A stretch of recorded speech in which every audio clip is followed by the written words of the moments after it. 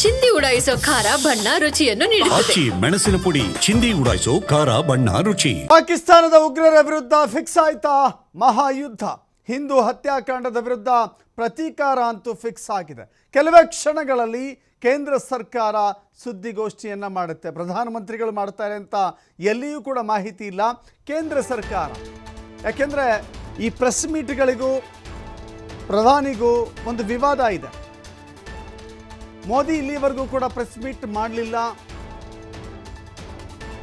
ಪತ್ರಿಕಾಗೋಷ್ಠಿ ನಡೆಸುವ ಮೂಲಕ ಮಾಧ್ಯಮಗಳ ಪ್ರಶ್ನೆಗಳಿಗೆ ಉತ್ತರ ಕೊಟ್ಟಿಲ್ಲ ಅನ್ನುವ ಆಪಾದನೆ ಅವರ ಮೇಲಿದೆ. ಆಪಾದನೆ ಸತ್ಯ ಕೂಡ.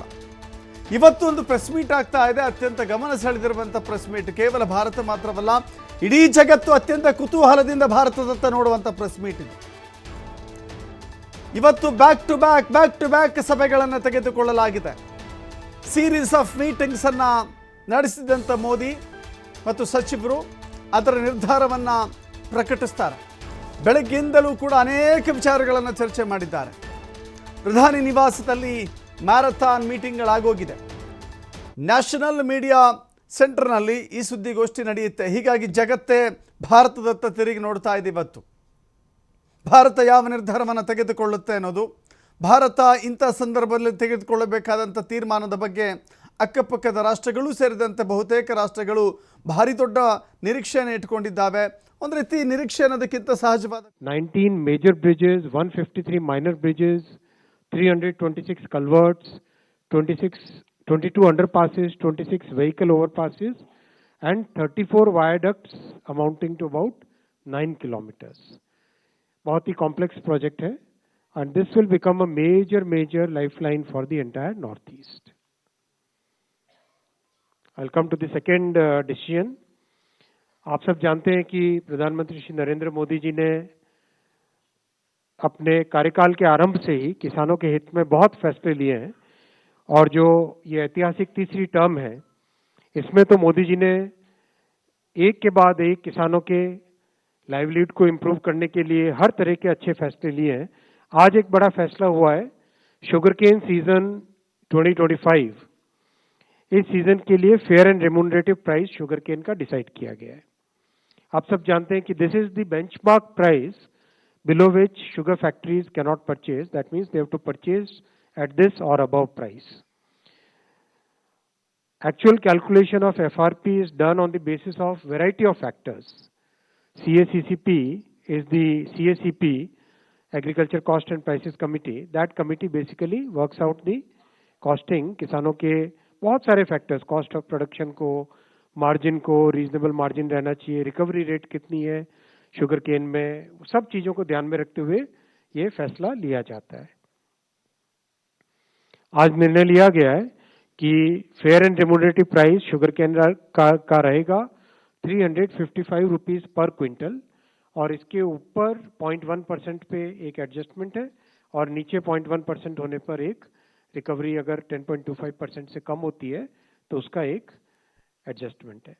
बहुत ही साइंटिफिक फॉर्मूला है. बेसिक तौर पे अगर आप देखें, ಸಂಪುಟ ಸಭೆ ಬಳಿಕ ಪ್ರಧಾನಿ ಮೋದಿ ಪ್ರತ್ಯೇಕ ಸಭೆಯನ್ನು ನಡೆಸಿದ್ದಾರೆ. ಅಮಿತ್ ಶಾ, ರಾಜನಾಥ್ ಸಿಂಗ್ ಜೊತೆ ಮತ್ತೊಂದು ಸುತ್ತಿನ ಮಾತುಕತೆಯನ್ನು ಕೂಡ ಪ್ರಧಾನಿ ಮೋದಿ ಮಾಡಿದ್ದಾರೆ. ಜಮ್ಮು ಕಾಶ್ಮೀರ ಭದ್ರತೆಯ ಬಗ್ಗೆ ಉಭಯ ನಾಯಕರ ಜೊತೆ ಚರ್ಚೆ ಮಾಡಿದ್ದಾರೆ. ಮುಂದಿನ ಕಾರ್ಯತಂತ್ರ ಹೇಗಿರಬೇಕು, ಭಾರತ ಯುದ್ಧ ಘೋಷಣೆ ಮಾಡಿದ್ರೆ ಅತ್ಯಂತ ಪ್ರಬಲವಾದಂಥ ಯುದ್ಧ ಅದಾಗಿರುತ್ತೆ. ಪಾಕಿಸ್ತಾನ ಊಹಿಸದ ರೀತಿಯಲ್ಲಿ ಪಾಕಿಸ್ತಾನದ ಮೇಲೆ ಅಟ್ಯಾಕ್ ಆಗುತ್ತೆ. ಭಾರತ ಅದಕ್ಕೆ ಬೇಕಾದಂಥ ಸಿದ್ಧತೆಗಳನ್ನು ಕೂಡ ಮಾಡಿಕೊಳ್ಳಬೇಕಾಗತ್ತೆ. ಈ ಹಂತದಲ್ಲಿ ಎಲ್ಲ ರೀತಿಯ ಕಾರ್ಯತಂತ್ರಗಳನ್ನು ಕೇಂದ್ರ ಸರ್ಕಾರ ಮಾಡ್ತಾ ಇದೆ. ಇವತ್ತು ಬೆಳಗ್ಗೆಯಿಂದಲೂ ಕೂಡ ಪ್ರಧಾನಿ ನಿವಾಸ ಸಭೆಗಳ ಮೇಲೆ ಸಭೆಗೆ ಸಾಕ್ಷಿಯಾಗಿದೆ. ಅನೇಕ ವಿಚಾರಗಳಿದ್ದಾವೆ. ಯುದ್ಧ ಅಂದರೆ ಸಾಮಾನ್ಯದ ಸಂಗತಿ ಅಲ್ಲ. ಅದರ ಜೊತೆಗೂ ಕೂಡ ಕೆಲವಷ್ಟು ಬೇರೆ ಬೇರೆ ವಿಚಾರಗಳು ಕೂಡ ಚರ್ಚೆಯಾಗಿದ್ದಾವೆ. ಕಬ್ಬಿನ ಬೆಲೆ, FRP ವಿಚಾರ, ಅದೆಲ್ಲವೂ ಕೂಡ ಸೇರಿದಂತೆ ನಮ್ಮ ಭಾರತದ ಗಮನ ಸೆಳೀತಾ ಇರುವಂಥ ಮಹತ್ವದ ಅಂಶ ಅಂತ ಹೇಳಿದ್ರೆ ಅದು ಪಾಕಿಸ್ತಾನದ ವಿರುದ್ಧ ಪ್ರತೀಕಾರ. ಪಾಕಿಸ್ತಾನದ ವಿರುದ್ಧ ಪ್ರತೀಕಾರವನ್ನು ತೆಗೆದುಕೊಳ್ಳಲಿಕ್ಕೆ ಕೇಂದ್ರ ಸರ್ಕಾರ ತೆಗೆದುಕೊಂಡಿರುವ ತೀರ್ಮಾನಗಳೇನು, ಯಾವ ರೀತಿ ಅಟ್ಯಾಕ್ ಮಾಡುತ್ತೆ, ಹೇಗೆ ಅಟ್ಯಾಕ್ ಮಾಡುತ್ತೆ, ಎಲ್ಲವೂ ಕೂಡ ಬಹಳ ಕಾತರದಿಂದ ಜನ ಕಾಯ್ತಾ ಇದ್ದಾರೆ. ಇವತ್ತು ಇನ್ನೇನು ಕೆಲ ಹೊತ್ತಿನಲ್ಲಿಯೇ ಈ ವಿಚಾರದ ಬಗ್ಗೆಯೂ ಕೂಡ ಕೇಂದ್ರ ಸಚಿವರು ಮಾತಾಡೋರಿದ್ದಾರೆ, ಮಾಹಿತಿಯನ್ನು ನೀಡೋರಿದ್ದಾರೆ. ಈ ಪ್ರೆಸ್ ಮೀಟ್ ಇಡೀ ರಾಜ್ಯದ, ದೇಶದ, ಜಗತ್ತಿನ ಗಮನ ಸೆಳೀತಾ ಇದೆ. ಎಸ್, ಇದೇ ವಿಚಾರಕ್ಕೆ ಸಂಬಂಧಪಟ್ಟಂತೆ ಮತ್ತಷ್ಟು ಮಾಹಿತಿಯನ್ನು ಪಡಿತಾ ಹೋಗೋಣ. ನನ್ನ ಕಲೀಗ್ ಸಂತೋಷ್ ಇದ್ದಾರೆ. ಸಂತೋಷ್, ಗಮನಿಸ್ತಾ ಇದ್ದೀವಿ ಇವತ್ತಿನ ಪ್ರೆಸ್ ಮೀಟ್ ವಿಚಾರದಲ್ಲಿ ಇಡೀ ಜಗತ್ತು ಈ ಕಡೆ ನೋಡ್ತಾ ಇದೆ. ಭಾರತ ಒಂದು ಹೆಜ್ಜೆ ಇಡುತ್ತೆ ಅಂತ ಹೇಳಿದ್ರೆ ಅದರ ಹಿಂದೆ ಸಾವಿರಾರು ಸಿದ್ಧತೆಗಳಿರಬೇಕಾಗತ್ತೆ, ಎಲ್ಲ ರೀತಿಯ ಸಜ್ಜಾಗಬೇಕಾಗತ್ತೆ.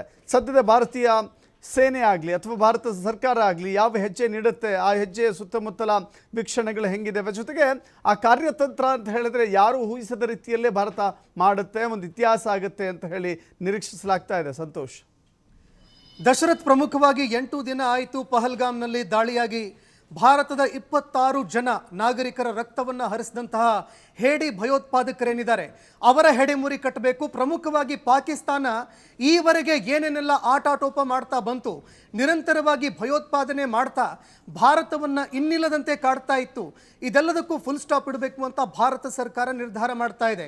ಕಳೆದ 8 ದಿನಗಳಿಂದ ನಿರಂತರವಾಗಿ ಸಭೆಗಳ ಮೇಲೆ ಸಭೆಗಳಾಯಿತು, ಅನೇಕ ಸಭೆಗಳನ್ನು ಮಾಡಲಾಯಿತು. ಪ್ರಮುಖವಾಗಿ ಈ ಒಂದು ಸಭೆಗಳನ್ನು ಮಾಡೋದಕ್ಕೆ ಕೆಲವು ಕಾರಣಗಳು ಕೂಡ ಇದೆ. ಯಾಕಂದರೆ ನಾವು ಸಿಂಪಲ್ ಆಗಿ ಇದನ್ನು ಅರ್ಥ ಮಾಡ್ಕೊಳ್ಬೇಕು ಅಂದರೆ, ಗಾಜಾ ಪಟ್ಟಿ ಹಾಗೂ ಇಸ್ರೇಲ್ ನಡುವೆ ಆಗ್ತಾ ಇರುವಂತಹ ಒಂದು ಯುದ್ಧ, ಈ ಯುದ್ಧ ಎಷ್ಟರ ಮಟ್ಟಿಗೆ ಜಾಗತಿಕವಾಗಿ ಪರಿಣಾಮ ಬೀರ್ತಾ ಇದೆ ಅನ್ನುವಂಥದ್ದನ್ನು ಕೂಡ ನಾವು ನೋಡಬೇಕಾಗತ್ತೆ. ಈಗ ಭಾರತ ಹಾಗೂ ಪಾಕಿಸ್ತಾನ ಎರಡೂ ಕೂಡ ಪ್ರಮುಖವಾಗಿ ನಾವು ಭಾರತವನ್ನು ನೋಡಿದಾಗ ಇಡೀ ಜಗತ್ತಿನಲ್ಲಿ 5ನೇ ಒಂದು ಅತಿ ದೊಡ್ಡ ಆರ್ಥಿಕ ಪ್ರಬಲವಾಗಿರುವಂತಹ ರಾಷ್ಟ್ರ.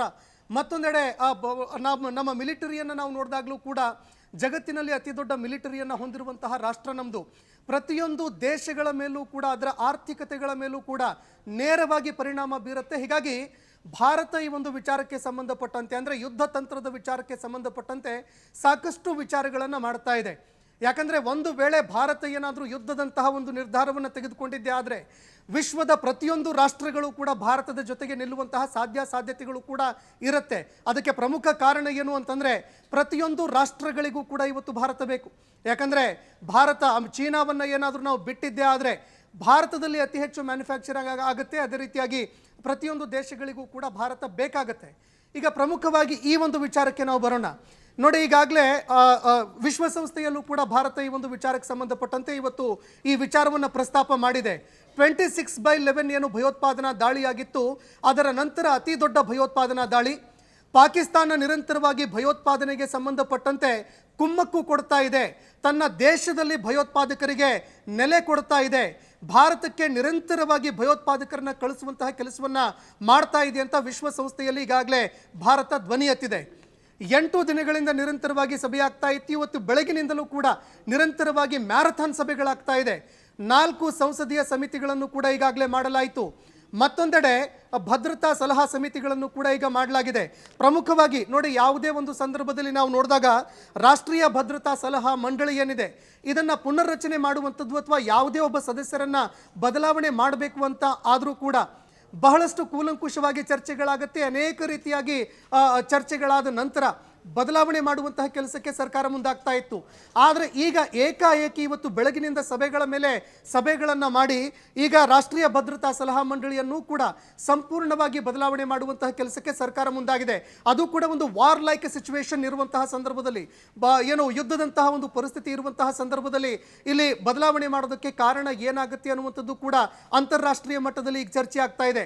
ಪ್ರಮುಖವಾಗಿ ಈ ವಿಚಾರ ಈಗ ಪಾಕಿಸ್ತಾನದಲ್ಲಿ ಚರ್ಚೆ ಆಗ್ತಾ ಇದೆ. ಯಾಕಂದರೆ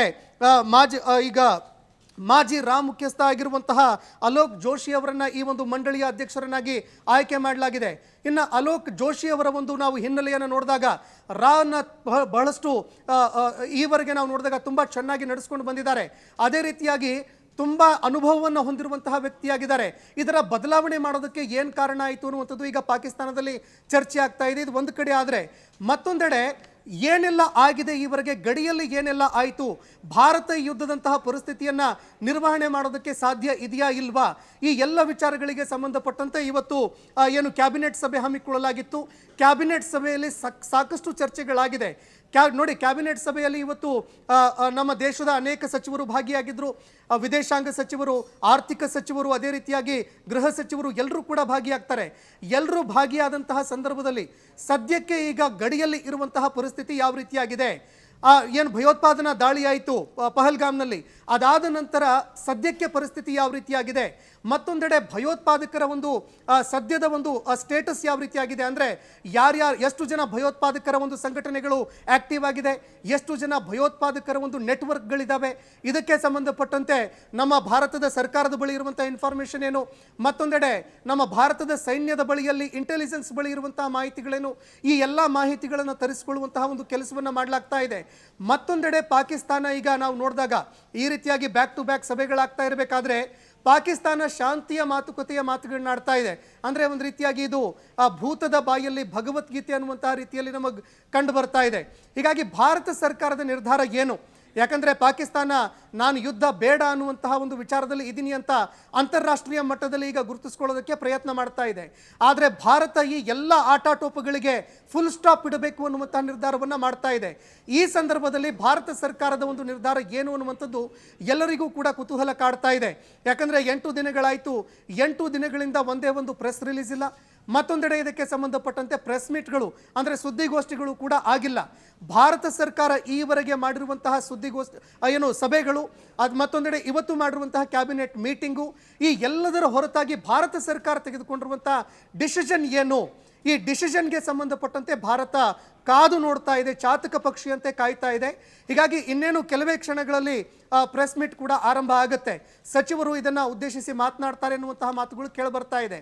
ಈವರೆಗೆ ಏನೆಲ್ಲ ಮೀಟಿಂಗ್ಗಳನ್ನು ಕೈಗೊಂಡ್ರು, ಏನೆಲ್ಲ ಸಭೆಗಳ ಮೇಲೆ ಸಭೆ ಮಾಡಿದ್ರು, ಇದರ ಫಲಿತಾಂಶ ಏನು ಬಂತು, ಔಟ್ಪುಟ್ ಏನು, ನಮ್ಮ ನೆಕ್ಸ್ಟ್ ಡಿಸಿಷನ್ ಏನು, ಯುದ್ಧನ ಅಥವಾ ಶಾಂತಿನ, ಅಥವಾ ಒಂದು ಸ್ಟ್ರಾಟಜಿಕ್ ಆಗಿ ಪಾಕಿಸ್ತಾನವನ್ನು ಸಂಪೂರ್ಣವಾಗಿ ಮೂಲೆ ಗುಂಪು ಮಾಡುವಂತಹ ಕೆಲಸಕ್ಕೆ ಮುಂದಾಗಬೇಕಾ, ಇದಕ್ಕೆ ಸಂಬಂಧಪಟ್ಟಂತೆ ಭಾರತ ಸರ್ಕಾರ ಏನು ನಿರ್ಧಾರ ತೆಗೆದುಕೊಳ್ಳುತ್ತೆ, ಏನು ನಿರ್ಧಾರವನ್ನು ಪ್ರಕಟ ಮಾಡುತ್ತೆ ಅನ್ನುವಂಥದ್ದನ್ನು ಕಾದು ನೋಡಬೇಕಾಗತ್ತೆ. ದಶರಥ್. Thank you Santosh.